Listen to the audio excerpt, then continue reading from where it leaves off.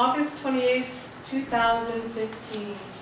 I walked through the doors you probably just walked through this morning, this brain thinking thoughts that haven't been thought in a long time since then. So many things have changed, and let me tell you that yes, these halls feel smaller than they did that first day.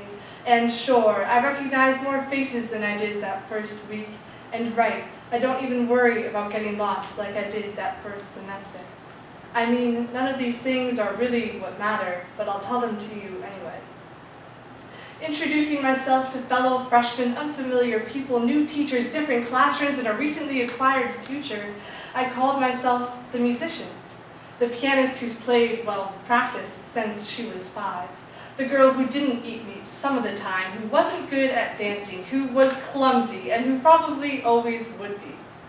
That's who I said I was, because there didn't appear to be time to sit down and tell them that I fight trends, but at the same time, I'm afraid of it.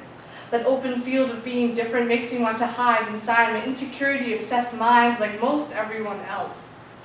There wasn't time to tell them that I write stories which don't always have a clear direction, that I wanted to find myself more than I wanted to have perfect imperfections or good grades.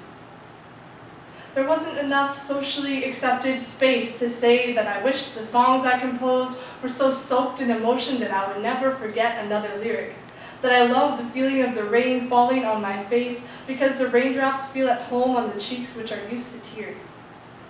And oh, I wish I had told them how impressed I was and how indifferent they all seemed, but then again, we were all trying to be cool, and trying to be cool is not always something worth being impressed about. And so I told them I played volleyball, and that I joined Amnesty, that I was in band but also loved to sing. Yeah, sure, we all watched The Breakfast Club and talked about that familiar field of difference, but these things we say, the words flowing from our lips from one moment to another, are they really who we are? Is this chattering transcript soup of who I say I am, what I say I like to do, who I say I want to be?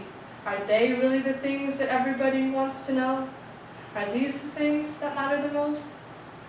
So as there was silence in class, where discussion could have been flourishing, and when there was laughter and embarrassment, where courage could have been pulsing, and when there was complete emptiness, as my values were being questioned through boxes and tables of conformism where my resilience could have been pulsing, I didn't stand up. I didn't represent myself, didn't justify these colors in my brain trying to get out to the light. I wasn't being who I was truly inside, because who I am truly is not the same as what I do, or how I do it, or who I want to be. So when you ask me where I want to go next year, yeah, sure, I want to learn information that will help me climb the mountains in my future.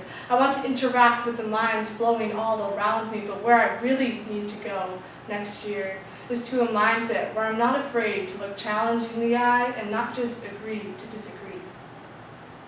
Within the first month on my left, I felt sandwiched in between these learning targets. I felt as though my dignity was being counted down. 1, 2, 3, 4. 4, 3, 2, 1. And meanwhile, on my right, I was being tied down to the binds of expectations regarding L, E, A, F, F, A, I, L. So half the time I muscled through the assignments and handed in papers on time without no struggle at all. But other times I had to dice my creativity down into tiny little bits so that it would fit inside a plastic container of normality and, convenience.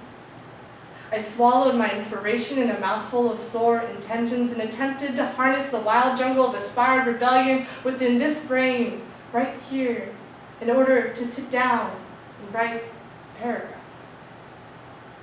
When semester 2 rolled around, I found myself writing speeches about philosophy, channeling the passion of Malcolm X, reciting children's poems to my mother at 10 o'clock at night. I found myself interviewing my peers, asking them about feeling judged and feeling silenced and feeling oh so unable to change it. I found myself auditioning for all states, madrigals, making an appointment with the principal, drawing, taking longer walks instead of sitting in class for an hour and a half while feeling oh so short of air with every tick of the clock and even deciding not to speak. for 4 days. A different direction, I suppose, a different approach, of which I'm proud of. You asked me to choose an assignment to harbor the same sort of pride, but at this point, that summative last spring and that project last week, struggled through, passed in, written on, handed back, looked at, taken away, tucked away, tossed away, don't mean anything to me compared to the time when I stood up and started listening instead of speaking. Listening instead of protest. Listening instead of bliss. Hearing myself, my peers, the world, all breathing in with one inhale of hope and all breathing out with one exhale of release. Learning that the change I seek always rests somewhere in between. All these thoughts and emotions traveling through my mind and heart like a metro train car whizzing along its tracks, unbeknownst to the flurrying of butterflies just above the grade of the station, experiencing the disconnect between what has to be done and what feels right to be doing, the actualization of action and the cohesiveness of contemplation, the score of the mind and the music of the heart. So much at once. Can't contain the angst, can't control the voice inside the blades of grass, next to the rumbling tracks, under the fluttering wings, free to yell for the first time in ages, free to spell out why it's green, why it moves in the wind, why it exists in the first place. My communication to my family, friends, teachers, and peers could have been better.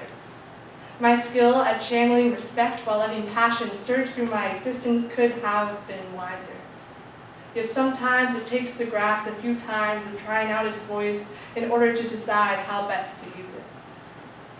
So standing here now, in front of you, parents, families, friends, and teachers of soon-to-be sophomores, I urge you to look past the numbers of learning target limbo and to see through the formative, summative lingo. I urge you to discard the worries of college or work or whatever future you see in us and replace it with trust, replace it with hope, replace it with understanding. Replace it with an appreciation for us going out alone in the world, returning with scraped knees and bloodied fingers, returning with broken hearts and changed figures, returning with luggage on our backs and tears in our eyes, all for the purpose of finding ourselves, finding meaning in our lives. Please, replace the anxiety of success with the challenge of progress. Back up the dream of a diploma with the love for a learner.